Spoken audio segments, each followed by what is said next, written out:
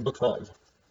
The Exploits of Diomed, who, though wounded by Pandarus, continues fighting. He kills Pandarus and wounds Aeneas. Aphrodite rescues Aeneas, but wounded by Diomed, commits him into the care of Apollo and goes to Olympus, where she is tended by her mother, Dione. Ares encourages the Trojans, and Aeneas returns to fight, cured of his wound. Athena and Hera help the Achaeans, and by the advice of the former Diomed, wounds Ares, who returns to Olympus to get cured. Then Pallas Athena put valor into the heart of Diomed, son of Tydeus, that he might excel all the other Argives and cover himself with glory. She made a stream of fire flare from his shield and helmet, like the star that shines most brilliantly in summer after its bath in the waters of Oceanus.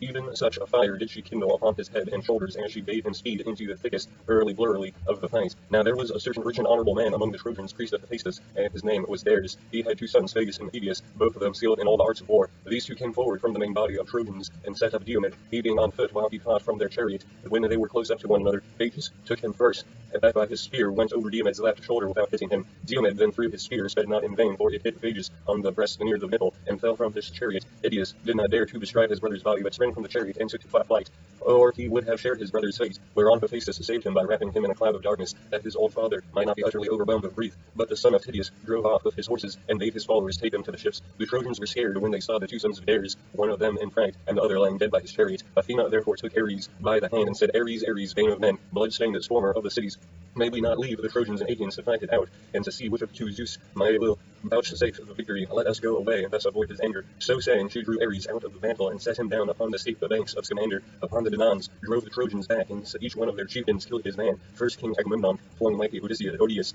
captain of the Hellesani, from his chariot. The spear of Agamemnon caught him on the broad of his back, and just as he was turning in flight, it struck him between the shoulders, and went right through his chest, and all his armor rang rattling round him as he fell heavily to the ground. Then Idomeneus killed Phasis, son of Boris the Meonian, who had come from Varn. Mighty Idomeneus speared him on the right shoulder as he was mounting his chariot, and the darkness of death enshrouded him as he fell heavily from the car. The squires of Idomeneus spoiled him of his armor, while Menelaus, son of Atreus, killed Scamandrius, the son of Sophius, a mighty huntsman and keen lover of the chase. Artemis herself had taught him how to kill every kind of wild creature that is bred in mountain forests, that neither she nor his famed skill in archery could now save him, for the spear of Menelaus struck him in the back as he was flying. It struck him between the shoulders, and went right through his chest, so that he fell headlong, and his armor ran rattling round him. Meronius then killed Therclus, the son of Tecton, who was the son of Hermon, a man whose hand was skilled in all manner of cunning workmanship, for Pallas Athena had dearly loved him. He it was that made the ships for Paris, which were the beginning of all mischief, and brought evil alike both on the Trojans and on Paris himself, for he heeded not the decree of heaven. Meronius overtook him as he was flying, and struck him on the right buttock. The point of the spear went through the bone into the bladder, and death came upon him as he cried aloud and fell forward on his knees.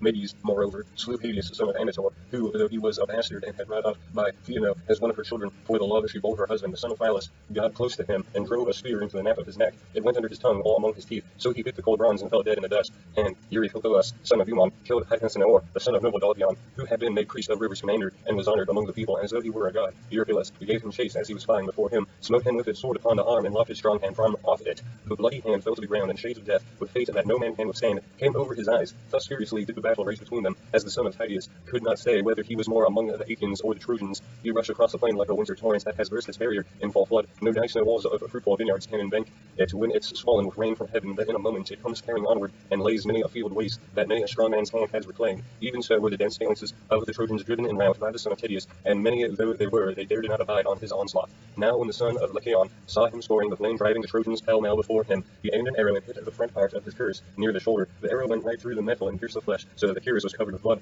On this the son of Lycaon shouted in triumph, Knights Trojans, come on, the bravest of the Achaeans is wounded, and he will not hold out much longer. If King Apollo was indeed with me when I sped from Lycia hither, thus did he vaunt, but his arrow had not killed Diomed, who withdrew and made for the chariots and horses of Sthenelus, the son of the Capaneus. Dear son of the Capaneus, he said, come down from your chariot and draw the arrow out of my shoulder. Sthenelus sprang from his chariot and drew the arrow from the wound, whereon the blood came spouting out through the hole that had been made in his shirt. Then Diomed rang, saying, Hear me, daughter of Aegus-bearing Zeus, and wary noble, if ever you loved my father well, stood by him in the thick of a fight, do the like now by me, grant me to come within a spear's throw of that man and kill him. He has been too quick for me, and has wounded me, and now is boasting that I shall not see the light of sun much longer. Thus he prayed, and Pallas Athena heard him. She made his limbs to supple and quickened his hands in his sleep. Then she went up close to him and said, Fear not, Diomed, to do battle with the Trojans, for I have set in your heart the spirit of your knightly father Tydeus. Moreover, I have withdrawn the veil from your eyes, that you know gods and men apart. If then any other god comes here and offers you battle, do not fight him, but should Zeus's daughter Aphrodite come, strike her with your spear and wound her. When she had said this, Athena went away. The son of Tydeus again took his place among the foremost fighters, 3 times more fierce even than he had been before. He was like a lion, as a mountain shepherd has wounded, but not killed, as he is springing over the wall of the shepherd yard to attack